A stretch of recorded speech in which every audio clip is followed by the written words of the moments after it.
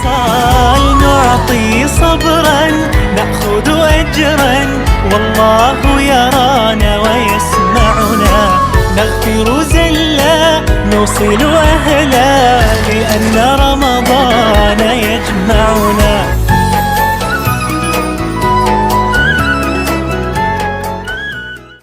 أعوذ بالله من الشيطان الرجيم.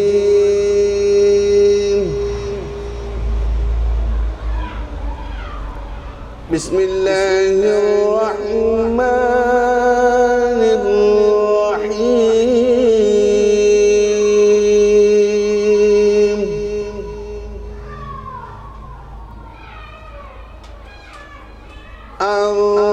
الرحمن علم القرآن،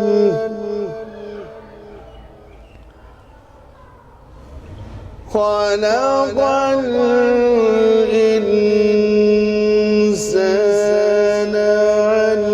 علمه البيان.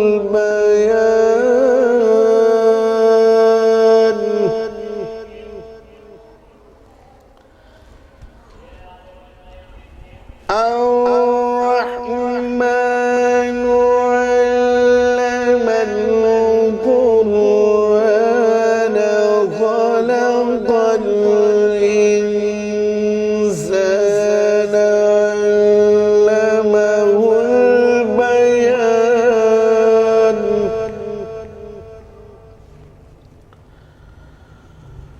الشمس والقمر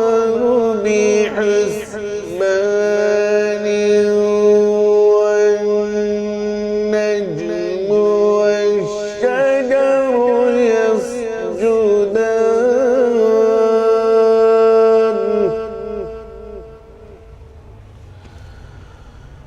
والسماء رفعها ووضع الميزان،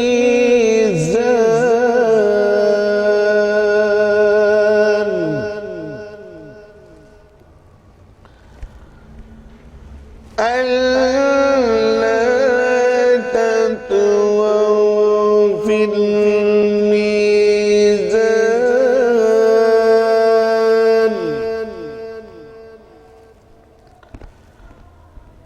ألا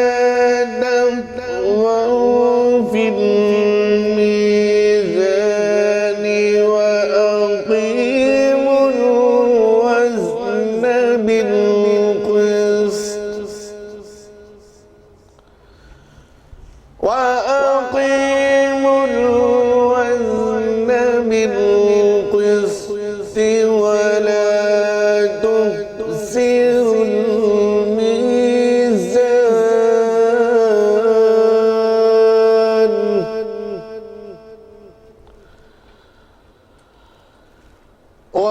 والأرض وضعها للأنام،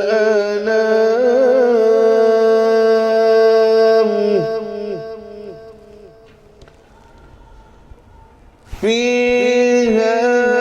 فاكهة والنخل ذات الأكمام،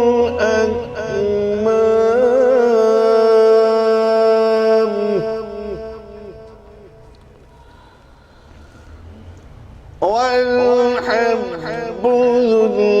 العصف والريحان،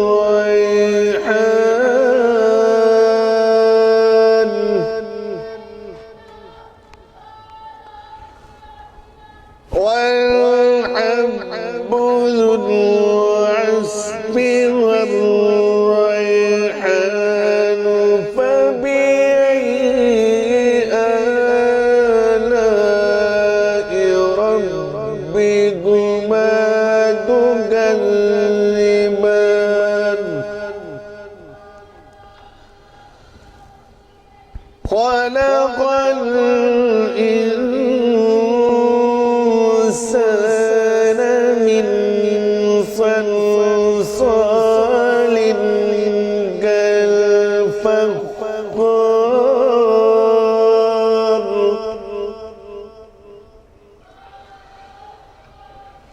وخلق الجان من مارج من نار فبأي آلاء ربكما تكذبان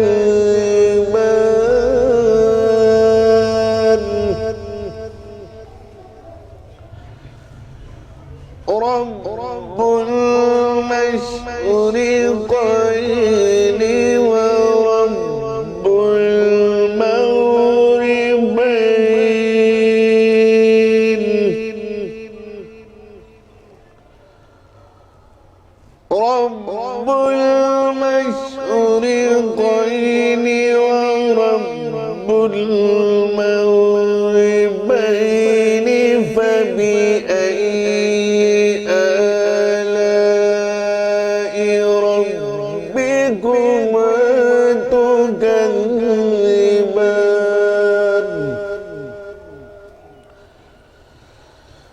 مرج البحرين يلتقيان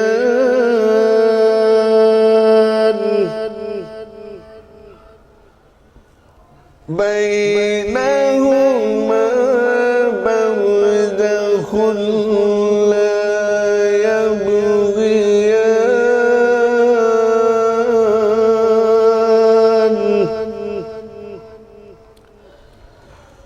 فبأي آلاء ربكما تكذبان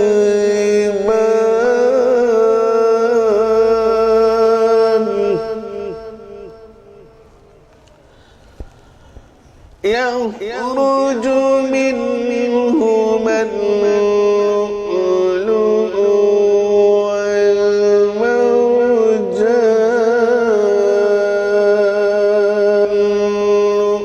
اللؤلؤ والمرجان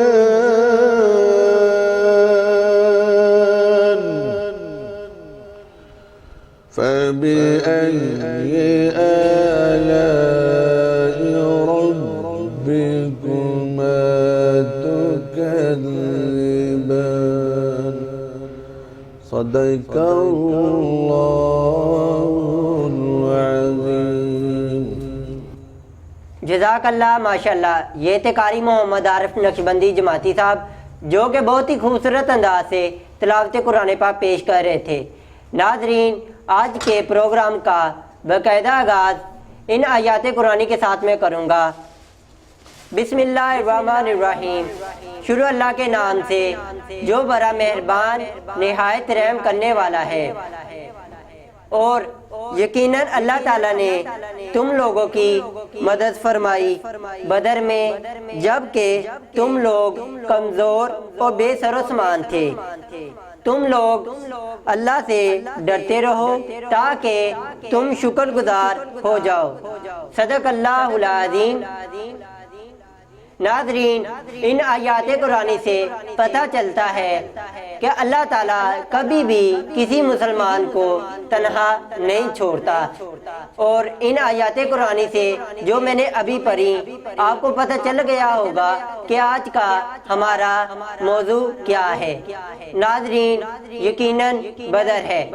بدر جنگ بدر اسلام کی پہلی جنگ تھی جس میں کفار کی تعداد مسلمانوں کے مقابلے میں 3 گنا زیادہ تھی. ناظرین آج کے ہمارے پروگرام رمضان اسپیشل کا آغاز اس شعر کے ساتھ کروں گا. نہ ثبوت ہے نہ دلیل ہے میرے ساتھ رب جلیل ہے. تیرا نام کتنا مختصر ہے تیرا ذکر کتنا طویل ہے. ایک چھوٹی سی بریک کے بعد میں دعوت دوں گا خطیب اہل سنت حضرت علامہ مولانا محمد عبد الوارث نقشبندی شرق پوری صاحب سے کہ وہ جنگ بدر کی فضیلت اور اہمیت کے حوالے سے آ کر خطاب کریں اور آپ کے جو سوالات جو آپ نے ہمیں کیے تھے ان کے جوابات بھی دیے جائیں گے۔ تو ایک چھوٹی سی بریک کے بعد دوبارہ ملاقات ہوگی۔ وصال نعطي صبرا نأخذ أجرا والله يرانا ويسمعنا نغفر زلا نوصل أهلا لأن رمضان يجمعنا۔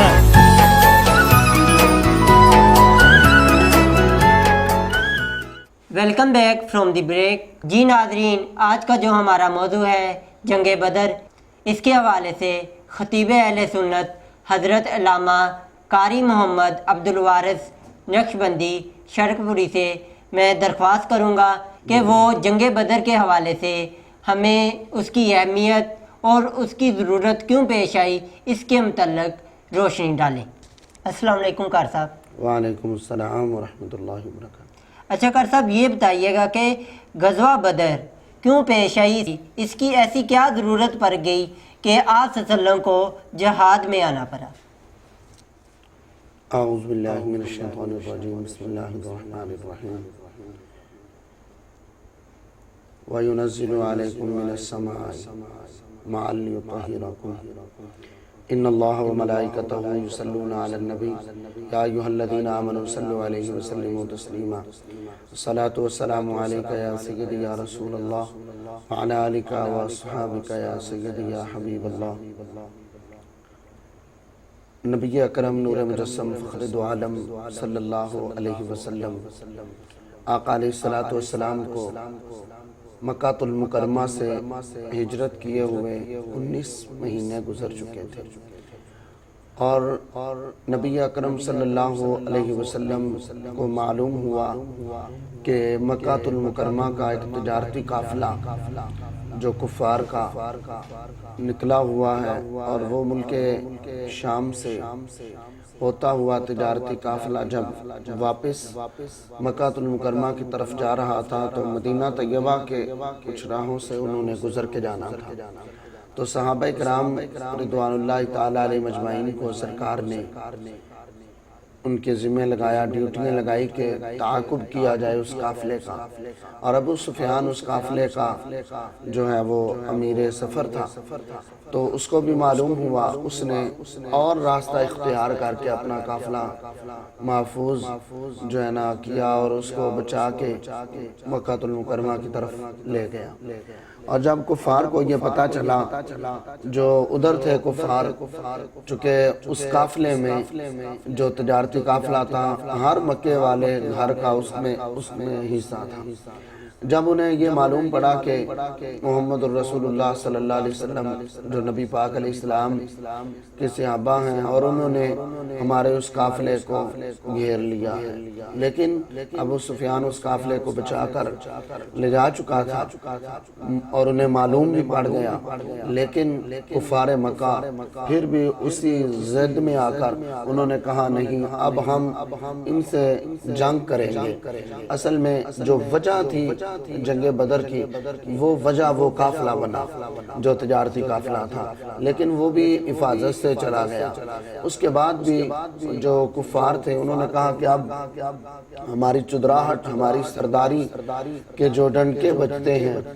اب وہ سرداری کو ہم رکھنے کے لیے ہم ضرور جائیں گے، اب نبی کریم صلی اللہ علیہ وسلم اور ان کے صحابہ کو ہم شکست دیں گے۔ یہ وجہ پیش آئی جنگ بدر کی، یعنی کہ انہوں نے بس اپنی جو رتبہ اور تکبر کی وجہ سے مسلمانوں سے جنگ کا ارادہ کیا، اور جب دیکھا اسلام پھیل رہا ہے تو انہوں نے باقاعدہ مسلمانوں کی تجارت کو بھی نقصان پہنچانا شروع کر دیا۔ تو قاری صاحب یہ بتائیے کہ آخر کار آپ صلی اللہ علیہ وسلم بھی چاہتے تو باقی مسلمان جہاد میں اتر جاتے، تو آپ صلی اللہ علیہ وسلم ہی کیوں یہ غلط ہو گیا سوال۔ اچھا کار صاحب یہ بتائیے گا کہ غزوہ بدر میں مسلمان کس جوز و جذبے کے ساتھ شامل ہوئے؟ نبی اکرم صلی اللہ علیہ وسلم نے جب کفار کا یہ ارادہ اور ان کے پیغامات سنے اور بدر کا ارادہ ہوا، کفار نے آ کر ڈیرا لگا لیا، تو نبی اکرم صلی اللہ علیہ وسلم نے صحابہ کرام رضوان اللہ تعالیٰ علیہ مجمعین کو حکم فرمایا کہ اب ہم نے بدر کے میدان کے لیے، جنگ بدر کے لیے نکلنا ہے، اور یہ مدینہ طیبہ سے تقریباً 80 میل کے فاصلے پہ ایک گاؤں ہے جس کا نام تھا بدر۔ اور نبی اکرم صلی اللہ علیہ وسلم نے جب صحابہ کرام رضوان اللہ تعالیٰ علیہ مجمعین کو یہ اعلان کیا جہاد کے متعلق، تو وہ شوق تھا، وہ جذبہ تھا صحابہ کا کہ جس کی سب سے بڑی مثال یہ ہے کہ نبی اکرم صلی اللہ علیہ وسلم کی ایک صحابیہ ہے، اس کا نام تھا عفرا، تو اس کے بیٹے حضرت معاذ اور حضرت معوذ رضی اللہ تعالیٰ عنہ جن کی ابھی چھوٹی عمریں تھی، تو نبی اکرم صلی اللہ علیہ وسلم کا اعلان کرنا تھا کہ یہ صحابہ کا پیار تھا کہ یا رسول اللہ صلی اللہ علیہ وسلم ہم اپنی جانیں قربان کرنے تک ہیں۔ تو آقا علیہ السلام نے بڑے بھائی کو فرمایا کہ تو نے میدان میں جنگ کے لیے جانا ہے، اور چھوٹا بھائی اس کی آنکھیں اشک بار ہیں اور عرض کرتا ہے یا رسول اللہ صلی اللہ علیہ وسلم حضور میں نے بھی جہاد کے لیے جانا ہے۔ تو آقا علیہ السلام نے فرمایا بیٹا تیری عمر تھوڑی ہے۔ اب یہ صحابی حضور سے عرض کرتا ہے آقا میرے بھائی سے میری کشتی کرواؤ، اگر میں جیت گیا تو مجھے ساتھ لے جانا۔ تو نبی علیہ السلام کو یہ ادا اتنی پیاری لگی، تو آقا علیہ السلام نے فرمایا کیوں نہ ہو ان کی کشتی کروائی جائے۔ اب چھوٹے بھائی کو معلوم تھا کہ یہ میرا بڑا بھائی ہے، طاقت میں بھی میرے سے زیادہ ہے، لیکن چھوٹے بھائی نے کیا وہ شوق تھا نبی علیہ السلام پر مر مٹنے کا، جو اعلیٰ حضرت امام اہل سنت رحمۃ اللہ علیہ نے بہت ہی پیارے جو شعر لکھے، کروں تیرے نام پہ جاں فدا، ایک جاں نہیں دو جہاں فدا، دو جہاں سے بھی نہیں جی برا، کروں کیا کروڑوں جہاں نہیں۔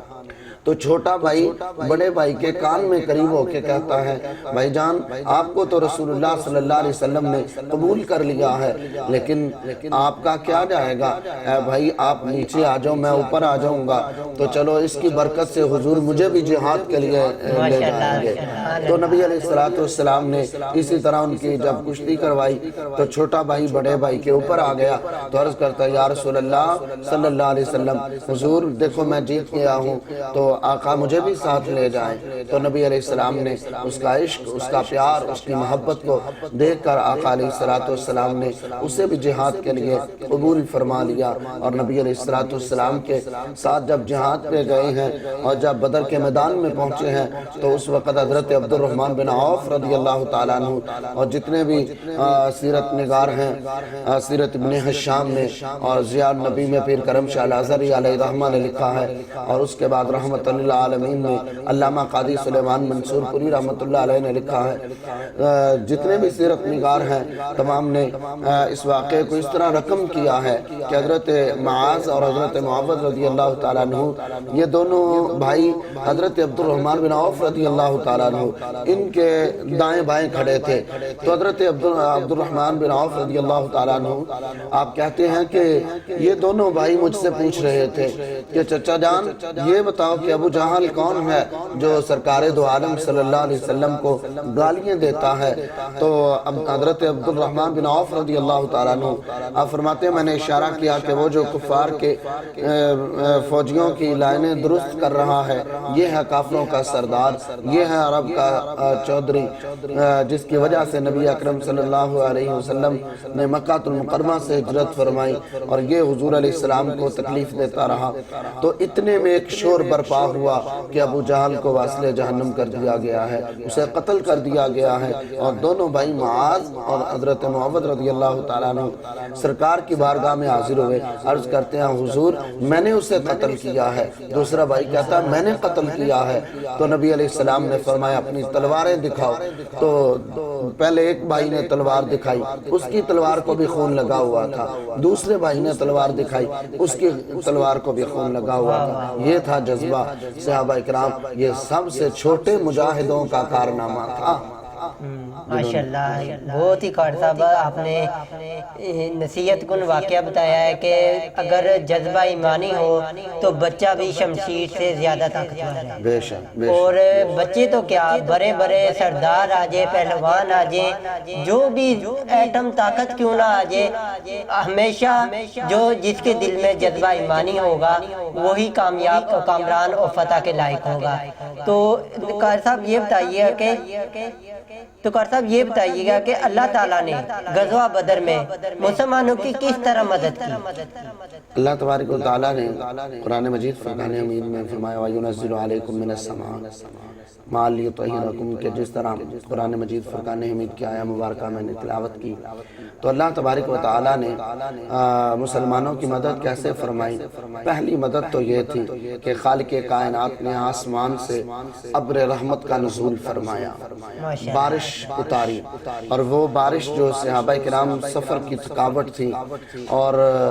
جو اس طرح کے معاملات تھے، اور پھر اس میں ایک وجہ یہ بھی تھی کہ جس جگہ پر سرکار کے صحابہ نے خیمے لگائے تھے اس جگہ پر جو زمین تھی وہ زمین ریتلی زمین تھی، اور جس جگہ پر کفار نے آ کر اچھی اور پکی زمین پر پہلے سے اپنے خیمے نصب کیے ہوئے تھے، تو اس بارش سے ایک تو صحابہ کرام کو تازگی نصیب ہوئی کہ اللہ کا قرآن فرماتا وَيُنَزِّلُ عَلَيْكُم مِّنَ السَّمَاءِ کہ ہم نے آسمان سے بارش نازل فرمائی، وَيُطَهِّرَكُم جس سے جسموں کو پاکی ملی، پاکیزگی ملی، طہارت ملی، اور جب بارش برسی ہے تو اس بارش کے برسنے کی وجہ سے جہاں صحابہ کے خیمے تھے وہ جگہ ریتلی تھی اور وہ جگہ پکی ہو گئی، تو وہ جگہ جو پکی تھی جو انہوں نے اس ارادے سے رکھی تھی تو اس جگہ پر کچڑ بن گیا۔ تو ایک مدد تو یہ تھی پہلی۔ دوسری مدد یہ ہے کہ نبی اکرم صلی اللہ علیہ وسلم جب بدر کے میدان میں ہے تو وہ جگہ جسے مقام عریش کہا جاتا ہے جہاں سرکار دو عالم صلی اللہ علیہ وسلم نے اللہ کی بارگاہ میں دعا کی میرے مالک تو ہم پہ کرم فرما، رب العالمین یہ جو 313 بدری صحابہ میں بدر کے میدان میں لے کے آیا ہوں میرے مالک اگر آج یہ نہ رہے تو قیامت تک تیرا نام لینے والا کوئی نہیں ہوگا، میرے اللہ میں نے ساری محنت کٹھی کر کے بدر کے میدان میں لے آیا ہوں۔ تو اللہ تو پہلے ہی فرماتا ہے میرے حبیب صلی اللہ علیہ وسلم جو آپ چاہتے ہو ہم تو ویسے ہی کریں گے۔ اور اعلیٰ حضرت امام احمد رضا خان بریلوی رحمت اللہ علیہ آپ نے بڑا خوبصورت وہ کلام لکھا کہ خدا کی رضا چاہتے ہیں دو عالم، خدا کی رضا چاہتے ہیں دو عالم، خدا چاہتا ہے رضا محمد صلی اللہ علیہ وسلم۔ کہ دوسری مدد یہ تھی کہ جو رب العالمین نے اپنے محبوب صلی اللہ علیہ وسلم کی دعاؤں کی برکت سے پھر جبریل جیسا فرشتہ جو ہے نا وہ خود تلوار لے کے میدان بدر میں آیا ہے، اور پھر 5000 فرشتوں کے ساتھ جبریل امین سوار ہو کر تلواریں لے کے فرشتے بدر کے میدان میں آئے ہیں۔ تو اللہ کا قرآن اعلان فرماتا ہے کہ جس وقت شیطان نے دیکھا، چونکہ ہر کوئی جو انسان برا ہے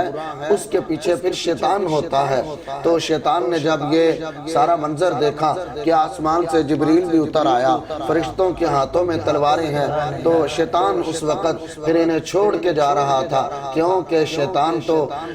جال میں جو ہے نا اپنی جال میں پھنس گیا، اپنے جال میں وہ خود ہی، تو اس نے کہا کہ انی ارا ما لا ترون، یہ قرآن کے الفاظ ہیں 10ویں پارے کے، انی ارا ما لا ترون، اس نے کہا جو میں دیکھ رہا ہوں نا وہ تم نہیں دیکھ رہے، مجھے تو جبریل نظر آ رہا ہے۔ تو اللہ تبارک و تعالیٰ نے دوسری مدد پھر یہ اتاری کہ فرشتے خود تلواریں لے کے، کہاں وہ سدرۃ المنتہا کا مقیم جبریل نوریوں کا سردار وہ تلوار لے کے آ گیا ہے۔ تو نبی اکرم صلی اللہ علیہ وسلم کے صحابہ کی یہ بھی مدد ہوئی تھی۔ تو یہ اللہ پاک کا اپنے محبوب صلی اللہ علیہ وسلم پر یہ کرم تھا۔ اور یہاں ایک اور بڑی خوبصورت بات ہے کہ جس وقت حضرت عبد الرحمن بن عوف رضی اللہ تعالیٰ عنہ فرماتے ہیں کہ بدر والے دن ہم نے دیکھا کہ جو حضرت بلال رضی اللہ تعالیٰ عنہ جنہیں کفار بڑی اذیتیں دیا کرتے تھے، کبھی آگ کے انگاروں پہ جناب بلال کو لٹایا گیا، اور کبھی اس طرح جانوروں کی کھالوں میں بند کر کے حضرت بلال کو پہاڑوں کی چوٹیوں سے جو ہے نا دھکا دے دیا کرتے تھے اور جسم سارا لہو لہان ہو جایا کرتا تھا۔ حضرت بلال کو اتنی اذیتیں دیا کرتے تھے کفار، اور جو امیہ تھا یہ آپ پہ یہ ظلم جو ہے نا اتارتا رہا کہ حضرت بلال جو چارپائی کے پائے تھے ان کے نیچے آپ کے پاؤں اور ہاتھ رکھ کے کفار اوپر بیٹھ کے جوا کھیل رہا کرتے تھے، اور حضرت بلال کو اتنی اذیتیں دیتے رہے، لیکن خدا کی قدرت پہ قربان جائیں، اللہ کا قرآن فرماتا ہے کہ وَتِلْكَ الْأَيَّامُ نُدَاوِلُهَا بَيْنَ النَّاسِ، دن تو پھر کے آتے ہیں، بدل کے آتے ہیں۔ ادھر حضرت بلال کی تلوار جب بدر میں چل رہی تھی تو صحابہ کہتے ہیں ہم نے اپنی آنکھوں سے منظر دیکھا ہے کہ وہ امیہ جو حضرت بلال پہ ظلم کیا کرتا تھا، پھر وہ امیہ حضرت بلال کے سامنے آیا ہے، تو حضرت بلال نے فرمایا امیہ آج تجھے بلال کی تلوار سے کوئی نہیں بچا سکے گا، کیونکہ آج میں مصطفیٰ کریم علیہ السلام کی آنکھوں کے نور کا فیض لے کے بلال آیا ہے۔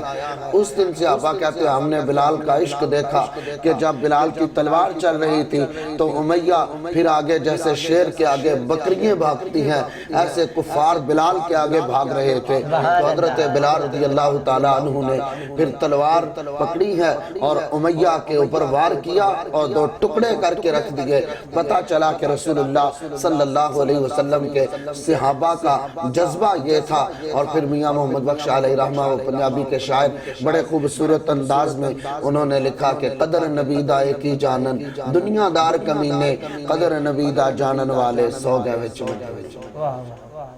اچھا کر صاحب یہ بتائیے گا کہ اللہ تعالیٰ نے تو اس طرح آپ نے بتایا کہ مدد کر دی فرشتوں کے ذریعے، اور باقی جو معجزات اللہ تعالیٰ نے اللہ تعالیٰ کی طرف سے رونما کی ہے، جس طرح بارش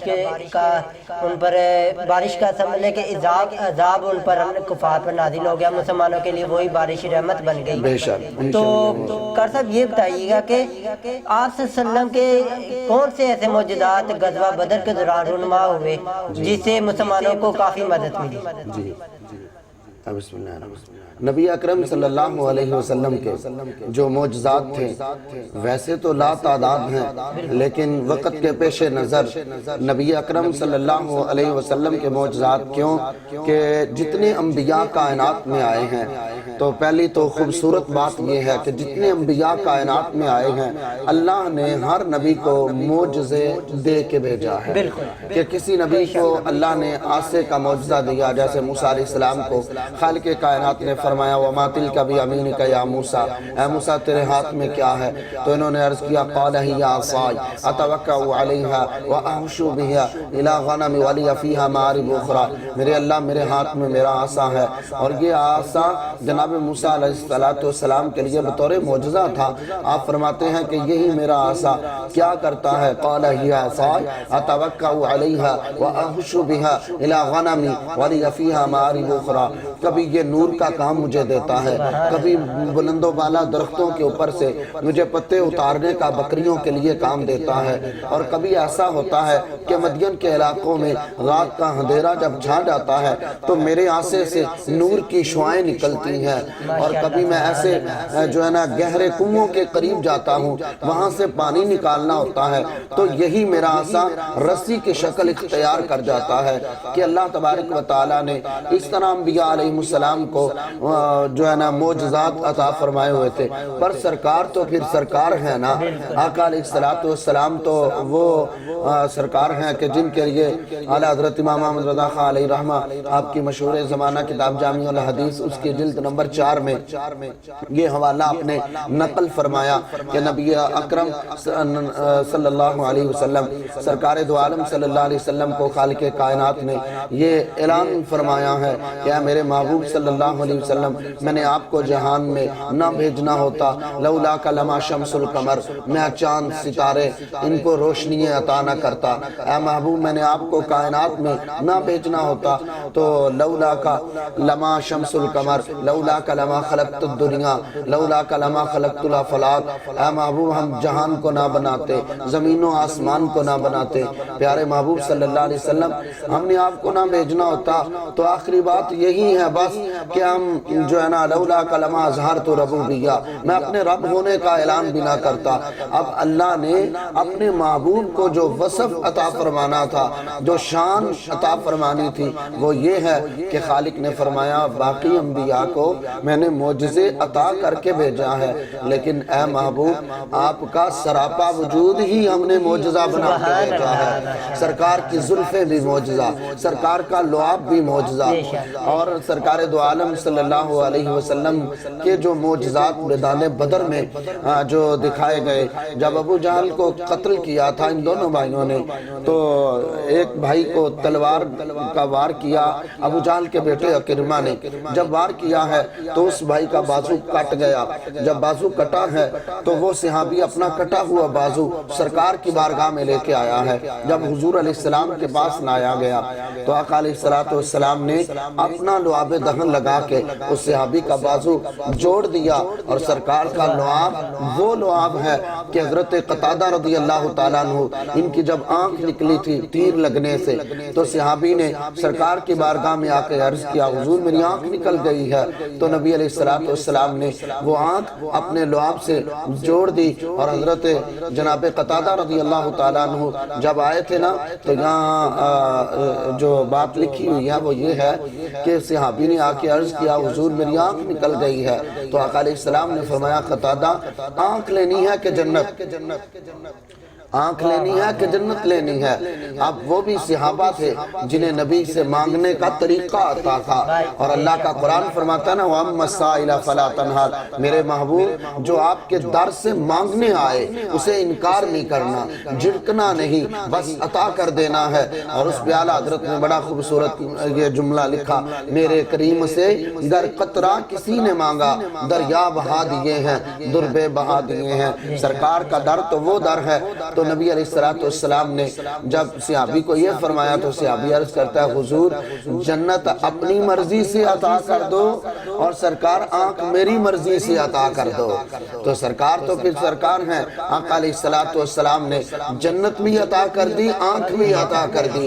تو سرکار کا وہ صحابی جب بازو لے کے آیا ہے تو نبی علیہ السلام نے بازو پر لعاب دہن لگا کے جوڑ دیا۔ اور پھر اس کے بعد میدان بدر میں ایک صحابی ہیں حضرت عکاشہ رضی اللہ تعالیٰ عنہ، امام بخاری نے اس روایت کو نقل کیا ہے کہ جب حضرت عکاشہ رضی اللہ تعالیٰ عنہ آپ کی تلوار ٹوٹ گئی تو اور تلواریں بھی نہیں تھی، وہ صحابی جب سرکار کی بارگاہ میں آیا تو عرض کرتا ہے یا رسول اللہ صلی اللہ علیہ وسلم آقا میری تلوار ٹوٹ گئی ہے، تو نبی علیہ السلام سے اب مانگنے آیا ہے، تو سرکار کا در وہ در ہے جہاں سے جو بھی کوئی مانگنے آیا ہے جس وقت مانگنے آیا ہے سرکار نے اسے عطا کیا ہے۔ تو نبی علیہ السلام نے یوں پیچھے کی طرف جب دھیان کیا، نظر دوڑائی تو پیچھے کھجور کی چھڑی تھی، سرکار نے وہ چھڑی پکڑ کر یوں اپنا ہاتھ سیدھا کیا ہے، اس ہاتھ میں رکھا۔ اب یہ ہاتھ کو بھی اللہ کا قرآن کیا فرماتا ہے ید اللہ فوق ایدیہم، اے محبوب یہ ہاتھ تیرا نہیں یہ ہاتھ میرا ہے۔ تو سرکار دو عالم صلی اللہ علیہ وسلم نے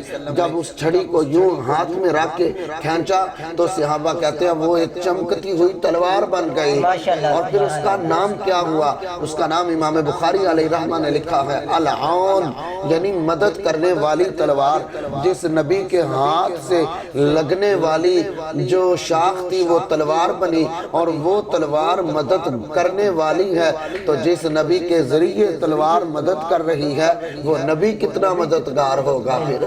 تو اس لیے سرکار سے جس نے بھی مدد مانگی امام الانبیاء صلی اللہ علیہ وسلم، اسی لیے اعلیٰ حضرت نے کتنا خوبصورت لکھا آج لے ان کی پناہ، آج مدد مانگ ان سے،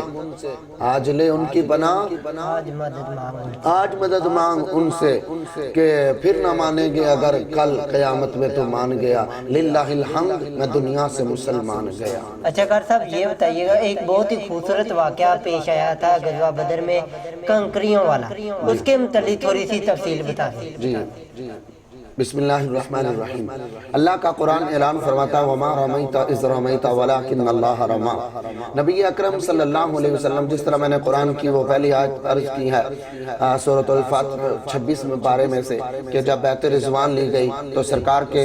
صحابہ نے جب سرکار کے ہاتھ پہ ہاتھ رکھے، بیت رضوان جسے کہا جاتا ہے، تو نبی علیہ السلام نے جب ہاتھ اوپر رکھا صحابہ کے ہاتھ پر، تو اللہ کے قرآن نے فرمایا ید اللہ فوق ایدیہم، میرے حبیب یہ ہاتھ تیرا نہیں، یہ ہاتھ میرا ہے۔ اللہ اپنے نبی سے پیار کتنا کرتا ہے۔ تو اسی غزوہ بدر میں نبی علیہ السلام نے جب وہ کنکریاں پکڑی تو کنکریاں اپنے ہاتھ میں لی۔ سورۃ انفال نامہ 12 وما رمیت اذ رمیت ولکن اللہ رمی۔ نبی علیہ السلام نے وہ کنکریاں پکڑ کر جب کفار کی طرف پھینکی، کائنات دیکھ رہی ہے کہ ہاتھ سرکار کا ہے، کائنات دیکھ رہی ہے، پھینک سرکار رہی ہے، کائنات دیکھ رہی ہے کہ نبی علیہ السلام بدر کے میدان میں ہے۔ لیکن رب کا قرآن کیا اعلان فرماتا ہے کہ جب سرکار نے کنکریاں پھینک دی تو اللہ کا قرآن فرماتا ہے وَلَٰكِنَّ اللَّهَ رَمَى، اے محبوب یہ کنکریاں آپ نے نہیں پھینکی، یہ میں نے رب نے خود پھینکی ہیں۔ اور جب سرکار نے یہ کنکریاں پھینک دی تو نبی اکرم صلی اللہ علیہ وسلم آقا علیہ السلام کی وہ کنکریاں پھینکنے کی دیر تھی کہ ہر طرف فتح ہی فتح نظر آ رہی ہے۔ کیوں کہ رب العالمین نے نبی علیہ السلام کے وہ صحابہ کا امتحان بھی لے لیا، آسمان سے فرشتوں کے ذریعے مدد بھی اتار دی، آسمان سے ابر رحمت کے نزول بھی آ گئے۔ اسی لیے کسی شاعر نے کتنا خوبصورت لکھا تھا فضائے بدر پیدا کر ملائکہ اتریں گے نصرت کو قطار اندر آتی، کہ اگر آج بھی وہ بدر کا ماحول پیدا کیا جائے تو رب العالمین کی رحمتیں آج بھی نازل اسی طرح ہی ہوتی ہیں۔ تو جو سرکار کا وہ کنکریاں پھینکنے کا واقعہ ہے وہ سارے کا سارا قرآن میں موجود ہے، اور اللہ کا قرآن فرماتا ہے پیارے محبوب صلی اللہ علیہ وسلم کی شان، عظمت، رفعت بیان کر رہا ہے۔ جی کر صاحب بہت بہت آپ کا شکریہ، آپ نے بہت ہی خوبصورت انداز سے غزوہ بدر کی فضیلت اور اس کی اہمیت اور اس کی ضرورت کیوں پیش آئی وہ بتایا۔ تو ناظرین ایک چھوٹی سی بریک کے بعد جو آج کا ہمارا سیگمنٹ ہے سوال و جواب کا، جس میں آپ لوگوں کے باقاعدہ سوال ہمارے پاس آ چکے ہیں، تو اس کے حوالے سے آپ کو ان کے جوابات بھی دیے جائیں گے، تو کہیں مت جائیے گا، حاضر ہوتے ہیں ایک بریک کے بعد۔ وصال نعطي صبرا نأخذ أجرا والله يرانا ويسمعنا نغفر زلا نوصل أهلا بأن رمضان يجمعنا۔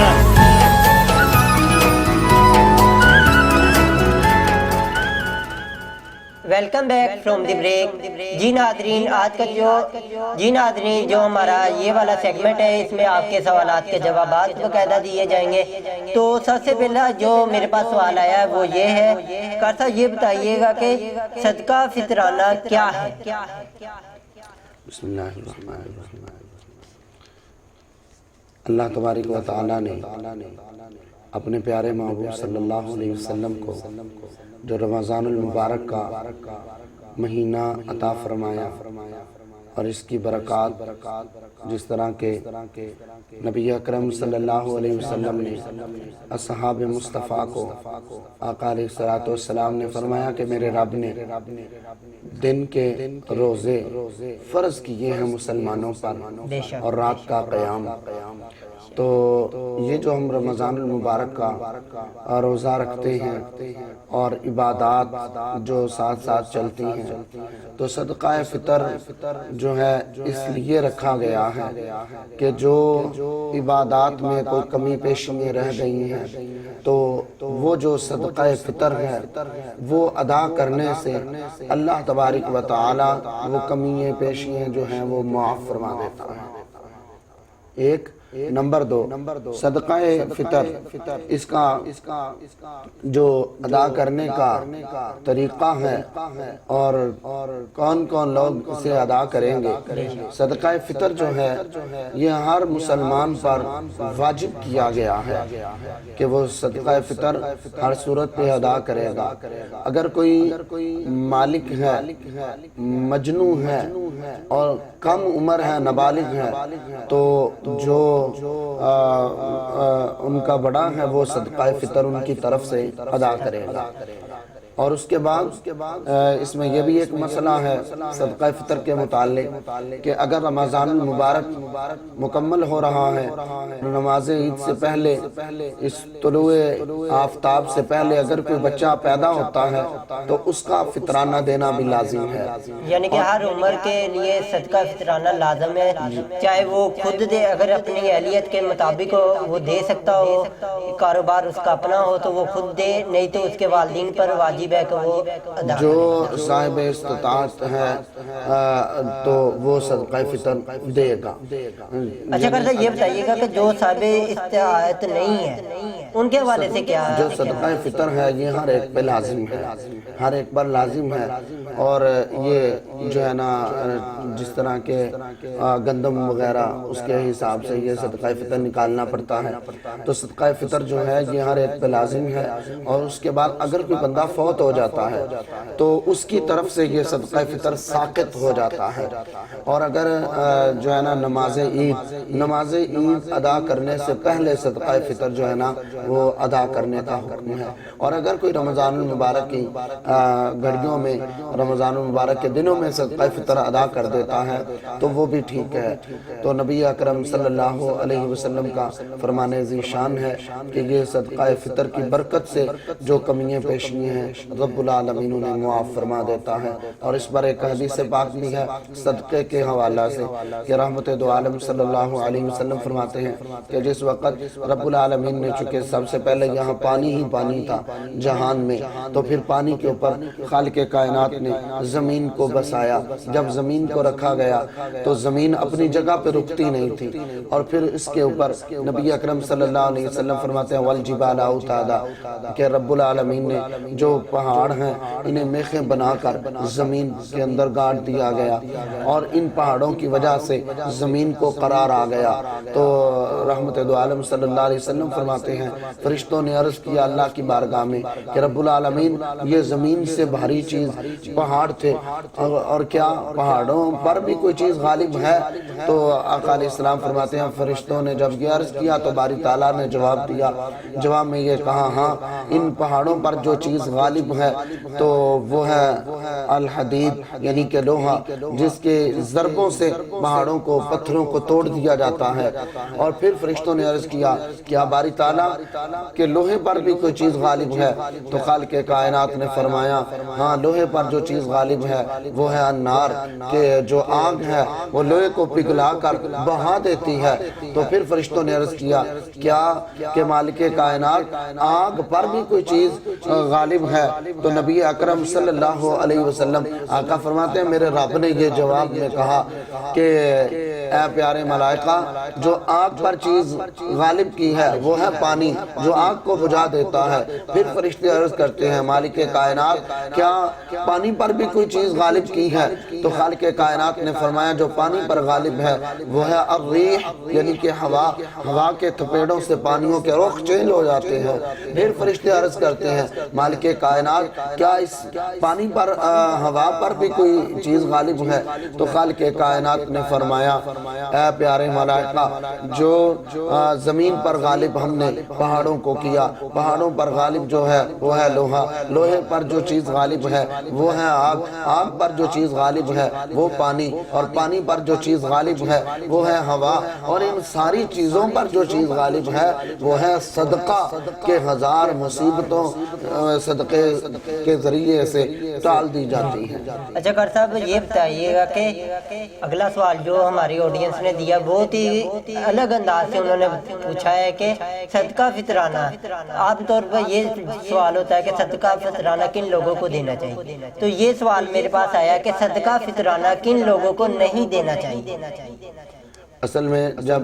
یہ جانے کا سوال آ جائے گا نا کہ کن کو اور کہاں دینا چاہیے، تو جن کو نہیں دینا چاہیے وہ خود ہی الگ ہو جائیں گے، ان کی سمجھ آ جانی چاہیے۔ مدارس ہیں جہاں طلباء اللہ کا قرآن پڑھتے ہیں اور مدارس کو دینا چاہیے، اور اس کے بعد جو غرباء ہیں، فقراء ہیں، ان کو دینا چاہیے، جن کا کوئی کرنے والا نہیں، بیوہ عورتیں ہیں جو ان کو دینا چاہیے کہ جو مستحق ہیں انہیں دینا چاہیے۔ اچھا کر صاحب یہ بتائیے گا کہ صدقہ فطرانہ کیا کسی سید کو بھی دیا جا سکتا ہے اگر وہ غریب ہو تو؟ اس میں یہ ہے کہ نبی علیہ السلام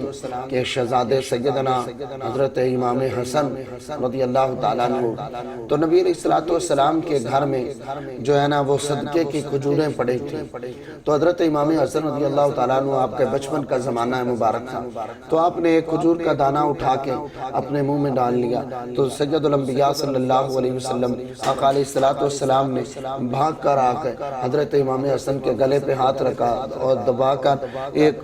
جو ہے نا انگشت شہادت کو جناب امام حسن کے منہ میں داخل فرما کے آپ نے وہ کھجور کا دانہ نکال لیا، اور آقا علیہ السلام نے فرمایا میرے رب نے یہ صدقہ آل محمد پہ حرام کر دیا ہے کہ آل محمد صدقہ نہیں لیں گے۔ اور ہاں اس میں ایک بہت اہم بات ہے، وہ یہ ہے کہ جو آل سادات ہیں ان میں اگر کوئی ایسا جو ہے نا، ویسے تو سارا جہان آل محمد کی خیرات کھا رہا ہے اور آل نبی کے صدقے سے یہ جہان کا نظام چل رہا ہے۔ نبی علیہ السلام کی جو آل محمد ہے وہ آقا علیہ السلام نے فرمایا کہ کشتی نوح کی مثل ہے کہ جو آل محمد سے پیار کرے گا اللہ اس کی دنیا بھی روشن فرمائے گا اور خدا اس کی آخرت بھی روشن فرمائے گا، اللہ اس کی قبر کو بھی گپتہ نور بنا دے گا۔ ایسے مواقعوں پر ہمیں جو سید زادے ہیں، آل محمد کے چشم و چراغ ہیں، جو آل نبی ہیں، آل سادات سید زادے ہیں، تو انہیں ہمیں صدقہ فطر نہیں، زکوٰۃ نہیں، یہ نہیں دیں گے، بلکہ ہم انہیں تحفے کے طور پہ جو ہے نا وہ کچھ چیز دے سکتے ہیں، پیسے دے دیں، کپڑے دے دیں، یا جو بھی چیز ہے ہم ان کو بطور تحفہ پیش کیا کریں۔ اور یہ میں جو ہے نا پیغام جتنے بھی ہمارے سننے والے ناظرین ہیں، سامعین ہیں، سب کو یہ میں ایک جو ہے نا پیغام دیتا ہوں کہ سارے لوگ اس بات پہ عمل کریں کہ اپنے گرد و نواح میں دیکھیں کہ کوئی آل سادات ہیں تو ان کے گھروں میں بطور تحفہ پیش کر کے آیا۔ امید ہے ناظرین صدقہ فطرانے کے حوالے سے جن لوگوں کے جو سوالات ہیں کار صاحب نے جس طرح تفصیل سے بیان کیا آپ کو سارے سوالوں کے جوابات مل گئے ہوں گے، تو انشاءاللہ تعالی صدقہ فطرانے کے حوالے سے آگے بھی ہم کار صاحب کی رائے لیتے رہیں گے، اور آپ کے جو بھی سوالات ہوں گے وہ بھی آپ ہم سے باقاعدہ پوچھ سکتے ہیں۔ تو اس شعر کے ساتھ میں آج کے پروگرام کا باقاعدہ اختتام کروں گا۔ فرشتے کہہ رہے ہیں خدا سے، سورج شکست کھا گیا ہے روزے دار سے۔ تو بہت بہت شکریہ ناظرین، انشاءاللہ تعالیٰ آپ لوگ بھی ہماری رمضان اسپیشل ٹرانسمیشن کا حصہ بھی بن سکتے ہیں، تو اس کے لیے بھی آپ نے نیچے دیے گئے نمبر پر رابطہ کرنا ہے۔ تو بہت بہت شکریہ، انشاءاللہ تعالیٰ اگلے پروگرام میں پھر ملاقات ہوگی۔ اللہ حافظ۔ وصال نعطي صبرا نأخذ أجرا والله يرانا ويسمعنا، نغفر زلا نوصل أهلا لأن رمضان يجمعنا.